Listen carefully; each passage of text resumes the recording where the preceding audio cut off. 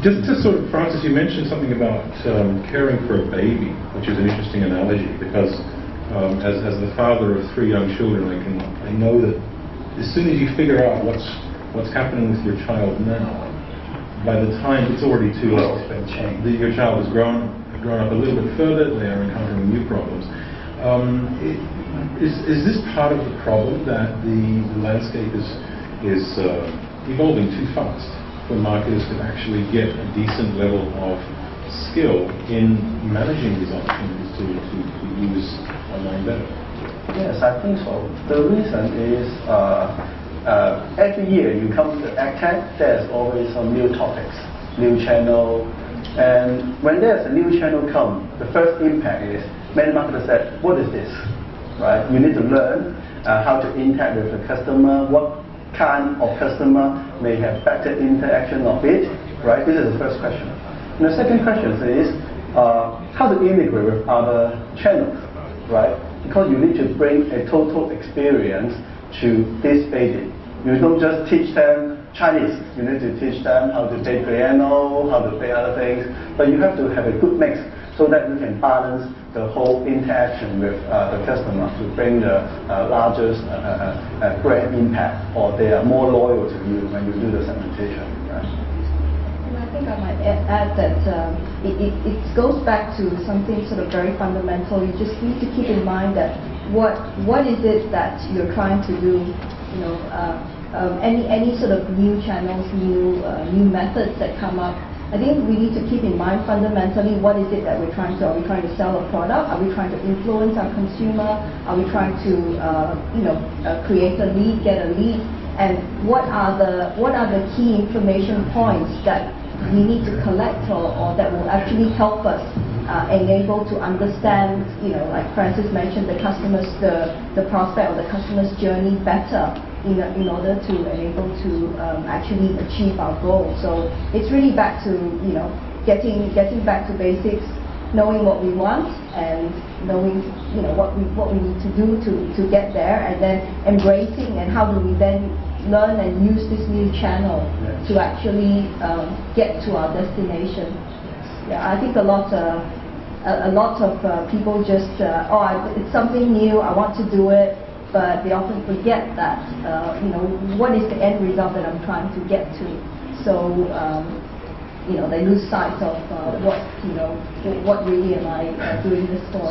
So Xiaoping, if I can just follow up, then what would you regard as being some of the absolute musts or essentials that a marketer needs to attend to if they're to make any headway in this? I mean, what are the things that are absolute priorities? Right. I think you need to fundamentally understand, who, obviously we're all trying to target a set of customers out there. You need to understand who your customers are and what are the key attributes about your customer that you're trying to understand. What is it that their behavior, whether it's online or it's offline behavior, what are the sort of online behavior that will drive the actions that we want. Because at the moment, people interact in multiple channels. I go online to search for a phone, but I actually go to the store to buy a phone. So, what are actually the key sort of information at every touch point that I need to collect in order, to help me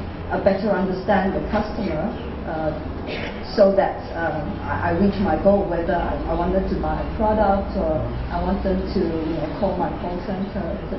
I think attributes from Xiaoping side is very important. From experience, attributes seem to be very easy. For example, whether this channel is suitable for female, that channel suitable for male, right?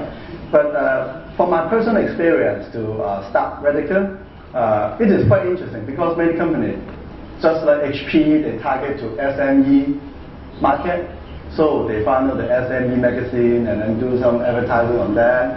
However, the interesting question is, in Hong Kong, even a 30-person company can be a very big company. Because, for example, they are financial institute, they can have a multi-million-dollar transaction, they invest so much on the server, all the most advanced solution on the database or all the equipment, it is hard to define the attribute. So if you define by number of employee, you are totally wrong. Because even a very small company, they can invest heavily on the IT equipment and also very expensive software, right? So how to make the good attribute is very important. So for example, from my experience, I try to segment a very special group, which is called company who love to buy IBM server. And this is very interesting segmentation. The reason is, I assume if customer buy the IBM server but not go to those small computer shop and try to assemble those server for them for self-use, they are going to be a company they are willing to spend and willing to spend on the quality. And this is very important, how to pick the right attribute or right combination of attributes so that you can make a new dimension of the segmentation. I think to add to that also, the attributes also come from understanding your current customers. So a lot of how your current customers are reacting to any of your activities, or for example, what they're buying. If you're a retailer, what sort of products you're buying actually tell us a lot about you. So by understanding your existing customers actually will help you target the right, the more profitable set of customers that you want. Yes, profitability. Yeah, absolutely. Yang-Ping, do you have any thoughts about how to manage the online-offline transition? 在最初的时候，也就是说，当在线的商业还没有今天这么发达程度的时候，那么企业有自己的很多的这种 IT 的系统，比如说 eMarketing 的系统、CRM 的系统、SM 的系统等等。然后对于包括这种call center 是吧，包括这种基于数据库的营销，那么可以说在线商业没有那么发达的时候，把自己的在offline 的这个部分的所有的这种客户的资源是吧，有效的管理起来。